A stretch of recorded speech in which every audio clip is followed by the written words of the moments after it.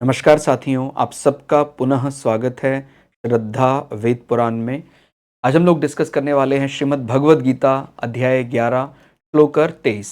इससे पहले हम लोगों ने अध्याय 1 से 10 तक के सभी श्लोक अर्थ सरल हिंदी भाषा में दोनों ही चैनल श्रद्धा एस्ट्रो ज्योतिष श्रद्धा वेद पुराण में अपलोड कर दिए हैं। आप में से कोई भी व्यक्ति भगवद गीता को सरल हिंदी भाषा में समझना चाहता है, आप हमारे चैनल में आएँ जहाँ आपको 700 के 700 श्लोक मिल जाएंगे।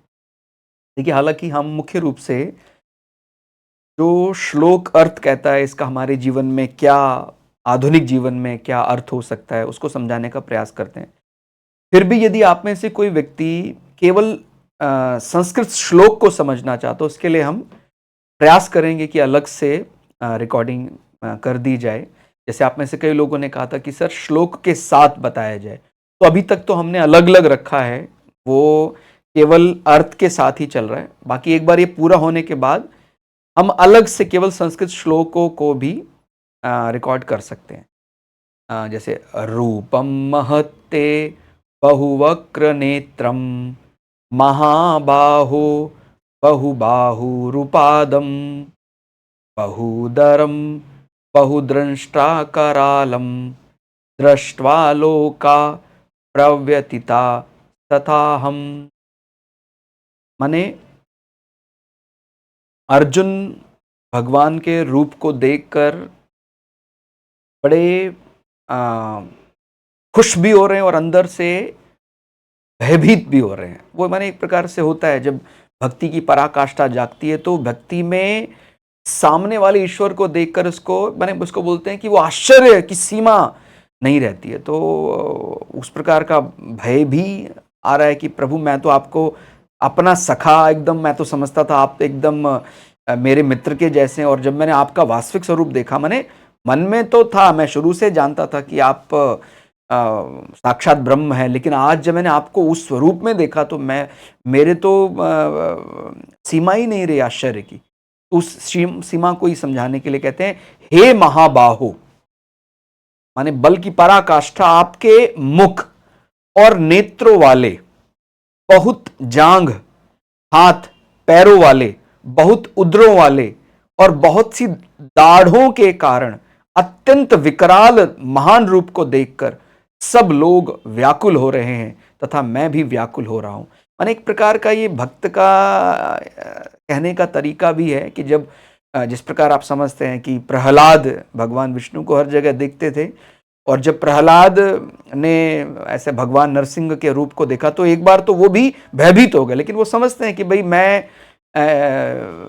जब कण कण में उनको देख रहा हूं तो वो स्वरूप मुझे किसी प्रकार से हानि पहुंचाने वाला नहीं। यानी एक प्रकार प्रहलाद भी पहले भगवान नरसिंह से थोड़े से भयभीत जैसे हो गए थे, लेकिन उसके बाद वही वाला स्वरूप यहां पर समझ में आता है कि जिस प्रकार भगवान नरसिंह जब आए थे तो सारे देवता भी थर थर कांपने लगे थे उनके स्वरूप को देखकर। फिर धीरे से प्रहलाद जी ने उनको अपनी प्रार्थनाओं से शांत किया। तो ऐसे ही, और यहाँ पर कुछ जैसे हमने बताया कि मुहावरों और लोकोक्ति वाली भाषा में यदि बात करते हैं कि ये वास्तव में केवल बहुत अधिक मुख की कल्पना है, इसमें कुछ और भी समझा जा सकता है। अनेक मुख यानी बहुवक्त्र, यानी जो बहुत से शास्त्र को, ऋषियों को, गुरुओं को और प्रत्येक जीव के भीतर बोलती अंतरात्मा को भी रिप्रेजेंट करता है। बहुत से मुख और अनेक हाथ बुझा, इसका अर्थ क्या होगा? ईश्वर की अनंत कर्म शक्ति, कर्म कराना और कर्म फल देना। तो ये प्रकार हमारा बाहु, बहुत से हमारे हाथ। जंघाएं, सामान्यतः जब भी हम बात करते हैं ज्योतिष में भी जंघा को धर्म के साथ, नवम भाव के साथ बोलते हैं ना, अपने जंघा को, अपने बल को, अपने उस बल के जरिए उरु, तो कहते हैं धर्म का आधार माना जाता है। स्थिरता और हमारी धारण शक्ति को बताता है। इसकी जो हड्डी है, आप समझते हैं विज्ञान में भी इसकी हड्डी को सबसे मजबूत माना जाता है। थाई जो है हमारी, थाई बोन फीमर, तो वो जंघा पार्ट को रिप्रेजेंट करता है। अनेक पैर यहाँ क्या बताते हैं? ईश्वर की सर्वव्यापक गति, कि उनकी गति में कोई ऐसा कमी नहीं है। वो जब चाहें जहां चाहें, वो गति बहुत है उनके पास, हर मार्ग और दिशा में उपस्थिति, ये अनेक पैर बताते हैं। और अनेक उदर का मतलब है बहुदरम, यानी संपूर्ण सृष्टि के ईश्वर के भीतर स्थित होना उदर के रूप में, यानी पूरी सृष्टि जो है वो का ईश्वर के भीतर वो स्थित है। तो सामान्यतः हम ग्रहण करने की जो शक्ति बोलते हैं ना, वो उधर से जानी जाती है। और दाढ़ें यहाँ क्या बताती, भयानक दाढ़ें, तो कहते हैं काल तत्व, जन्म मृत्यु का अटल जो नियम है, वो एक प्रकार दाढ़ के रूप में समझ में आता है। तो वो उस रूप को भी हम समझना है कि यहाँ पर वो क्या चीज समझ में आती है कि आपके अनेक मुख वो क्या रिप्रेजेंट कर सकते हैं, नेत्र क्या बता सकते हैं।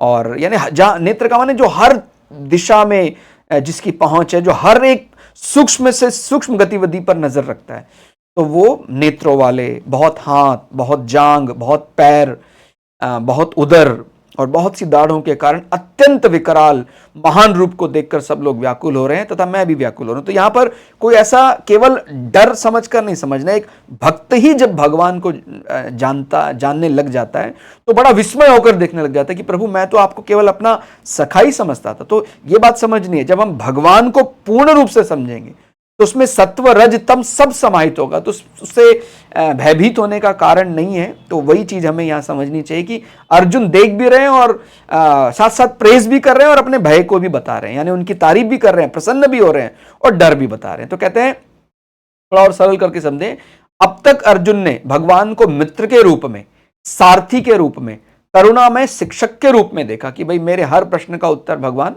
बहुत अच्छे से दे रहे हैं। लेकिन अब जो स्वरूप सामने है, वह सृष्टि का निर्माता भी है, पालन करता भी है और संहार करता भी है।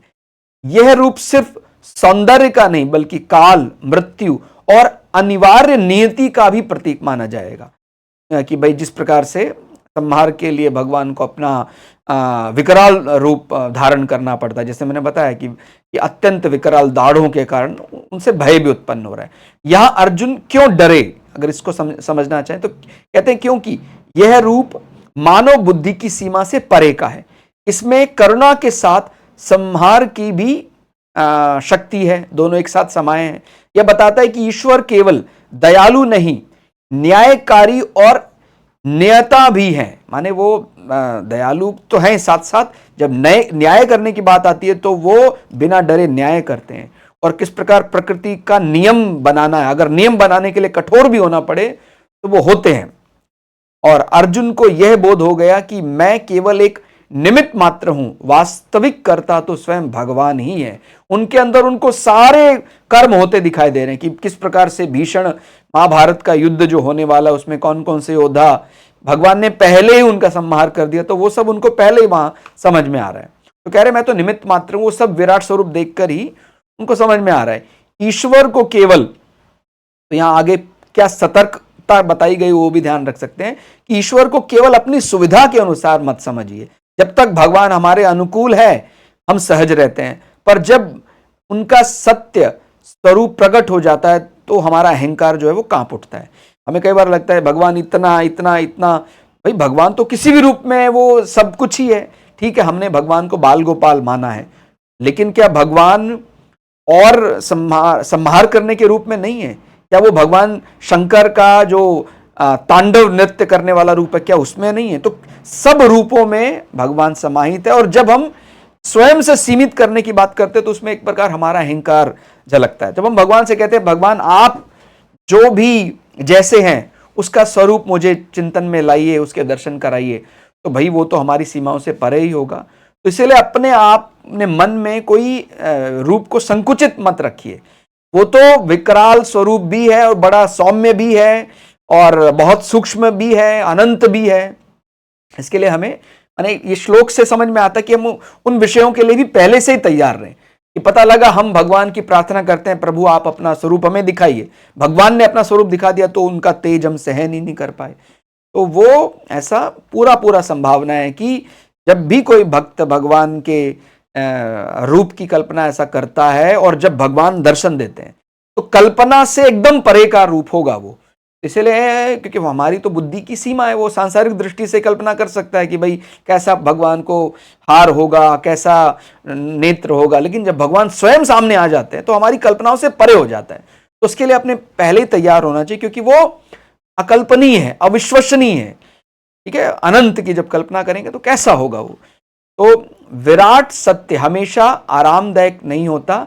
सत्य कभी कभी सुंदर नहीं बल्कि भयानक रूप से ईमानदार भी हो सकता है। माने ये बात भी समझनी चाहिए कि भाई वास्तविकता से अपना परिचय कराना है। केवल अच्छा अच्छा लग रहा है, कई बार हम बोलते हैं ना भाई केवल अच्छा अच्छा नहीं, वास्तविकता को समझना है। तो जब ईश्वर की बात करते हैं तो संसार में सत्व भी वही है, रज भी वही है और तम भी वही है। तो क्या तम को समझकर हम माने तम का जो स्वरूप अगर हम समझ रहे हैं तो एक प्रकार से वो भी पूर्णता की तरफ जाना है। जब हम अनुशासन में रहकर ईश्वर के समर्पण, ईश्वर की भक्ति के नीचे रहकर तमस को भी जानते हैं तो उसमें कोई बुराई नहीं है, क्योंकि हम उसके बिना अपने आप को अधूरा छोड़ रहे हैं कि भाई मुझे केवल सत्य सत्य समझना है, मुझे रज से कोई मतलब नहीं। हम रज का प्रयोग जीवन में ज्यादा करते हैं, वो ठीक बात है। भगवान के भक्त जो है वो सत्व का, रज का प्रयोग तुलनात्मक दृष्टि से, तामसिक की दृष्टि से ज्यादा करते हैं। लेकिन अगर आपको परिपूर्ण होना है, या ये कहें आपको जन्म मृत्यु के चक्कर से छूटना है, तो आपको सत्व रज तम तीनों को समझकर इनसे परे का जो रूप है उसको समझना होगा। तो ठीक है, तो ये इसको ही हमें ईमानदारी से स्वीकार करना चाहिए। भय भी भक्ति का एक चरण है। अर्जुन का डर अज्ञान से नहीं बल्कि ईश्वर की महिमा को समझ लेने से उत्पन्न हुआ भय है। कि अर्जुन तो केवल समझते थे कि भाई ईश्वर ठीक है, वैसा स्वरूप होगा वैसा, लेकिन जब उसकी सीमाओं से परे रूप वो चला गया तो अर्जुन को एक प्रकार से बड़ा ज्यादा माने वो एकदम रोमांचित भी हो रहे हैं और वो भयभीत भी हो रहे हैं। ठीक हो गया। अनेक नेत्र क्या दर्शाते हैं? ईश्वर सर्वदर्शिता, माने वो कुछ कर्म ऐसा नहीं जो छिपता है और विचार या भावना उनसे छिपती नहीं है। वे भूत, वर्तमान, भविष्य तीनों को एक साथ देख सकते हैं। तो इस प्रकार से ही हमने जैसे बताया कि अनेक मुख क्या बताते हैं, अनेक हाथ क्या बताते हैं, जंघाएं क्या बताती हैं, अनेक पैर क्या बताते हैं, अनेक उदर क्या बताते हैं और दाढ़ें क्या बताती है। तो यही हमारा संकल्प है कि हम भगवत गीता के एक श्लोक अर्थ को एक दिन में लेंगे और पूरे दिन उस पर चिंतन करेंगे कि भाई रूपम महत्ते बहुवक्त नेत्रम, इसका अर्थ क्या हो सकता है, कैसा भगवान का स्वरूप है। तो जब इस प्रकार बार बार और जब हम इसमें अभ्यस्त हो जाएंगे तो फिर केवल भगवत गीता का मूल श्लोक भी अगर आप पढ़ेंगे तो अपने आप ही वो अर्थ बार बार आएगा। लेकिन पहले तो हमें इसको अच्छे से बहुत डीपली जाना होगा कि जितना इसके प्रायवाची हो सकते हैं और सिनोनिम्स हो सकते हैं सबको कनेक्ट किया जाए, सबको इकट्ठा किया जाए। और जब हम इसको अच्छे से समझ लेंगे, आत्मसात कर लेंगे, तो फिर जैसे ही ये श्लोक पढ़ेंगे फिर हमें इतना समय नहीं लगेगा, फिर तो वो हमारे अंदर ही आ जाएगा। जैसे ही कहीं हमने 11वां अध्याय का 23वां श्लोक सुना, रूपम महते बहुवक्र नेत्रम महाबाहो बहुबाहु रूपादम, इसका क्या अर्थ होगा एकदम तुरंत स्पष्ट हो जाएगा। लेकिन हमने जैसे पहले भी ये संकल्प लिया था कि हम अभी किसी पर कोई श्लोक थोपने वाले नहीं है। पहले हम इसका सरल हिंदी अर्थ इसलिए समझ रहे हैं, अलग अलग समझ रहे हैं, ताकि कोई सामान्य व्यक्ति जो कोई स्कूल में जाने वाला कोई बच्चा है, कोई बैचलर है, कोई इंजीनियर है, डॉक्टर है, प्रोफेशनल आर्मी में काम कर रहे हैं, बैंक में काम करते हैं, स्त्री पुरुष, कोई वृद्ध है, कोई भी व्यक्ति, उनकी संस्कृत में कितनी रुचि है, कितना ज्ञान है, उसके केवल क्योंकि उसको तो ये भगवत गीता का जो वास्तविक अर्थ है उसको धारण करना चाहिए। इसमें कोई ऐसा अभी के लिए कोई ऐसा माने अहम नहीं रखना कि मैं संस्कृत पढ़ के ही सीख पाऊंगा। ये भी एक प्रकार का हमारा अहम होता है कि भाई मैं उस रूप से ही सीखना चाहता हूँ। भक्ति भाव में जब जाते हैं किसी भी रूप में सिखा दे। भाई जैसे हम रामचरितमानस की बात करते हैं तो रामचरितमानस मुख्य रूप से संस्कृत में रचना नहीं हुई थी और बहुत बड़ा तुलसीदास जी के सामने एक बहुत बड़ा एक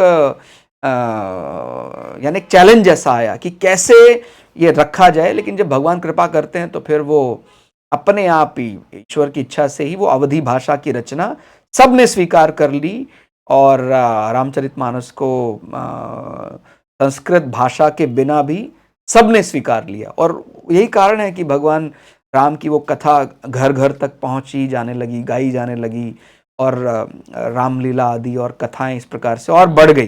क्योंकि सामान्य व्यक्ति, जब लोग व्यवहार में वो भाषा नहीं है तो वो कैसे समझ पाएगा। एक सामान्य बालक है, अभी तो वो सरल हो गया एक प्रकार से। तो ऐसे ही हमने प्रयास यही किया है शुरू से ही कि हम भगवत गीता को सामान्य अर्थ में क्या हो सकता है वो रेफरेंस जरूर लेंगे कि भाई 11वें अध्याय का कौन से श्लोक के आधार पर हमने बात की है, वो तो चाहिए ही हम, क्योंकि बाय द बुक जा रहे हैं, यदि हम किसी पुस्तक के अनुसार जा रहे हैं तो हमें ये तो रेफरेंस लेना पड़ेगा।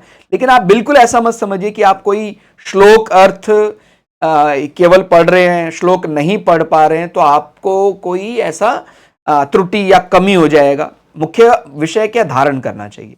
अभी वो मान लीजिए कोई व्यक्ति केवल श्लोक भी पढ़ता है लेकिन अर्थ नहीं समझ पा रहा है, तो मुझे लगता है वो ठीक नहीं होगा। लेकिन अगर अर्थ उसने धारण कर लिया है तो वो पर्याप्त है। तो बाकी हम जैसे हमने बताया कि ऐसा भी प्रयास करेंगे कि अलग से रिकॉर्डिंग की जाए, केवल श्लोकों की, जो मूल श्लोक हैं उनको पढ़ा जाए, रिकॉर्ड किया जाए। एक बार हम ये प्रयास पूरा कर लें और आप लोगों के सहयोग से ये प्रयास बड़ा सार्थक रहा है हमारा, और हमें कोई जल्दी नहीं है। जैसे कई लोग कहते हैं कि सर थोड़ा और ऐसा करेंगे तो जल्दी और व्यू बढ़ेंगे, आपके सब्सक्राइबर बढ़ेंगे। ऐसा कोई हमारा लक्ष्य नहीं था कि बहुत इनको, अभी ईश्वर की कृपा से जो भी मिला है वो माने हमारे सोच से बहुत ज़्यादा कहीं हम मानेंगे, और इसीलिए आप लोगों का पुनः पुनः हृदय से धन्यवाद। इसी प्रकार से आप भगवत गीता का सहारा अपने जीवन को और बढ़िया करने के लिए लेते रहें, अपने परिवार के और सदस्यों को भगवत गीता के साथ जोड़ें, इसी मंगल कामना के साथ आज के लिए इतना ही। मिलते हैं अगले श्लोक अर्थ के साथ, तब तक के लिए जय श्री भगु पराशरा, जय श्री शुक्राचार्य, नमस्कार।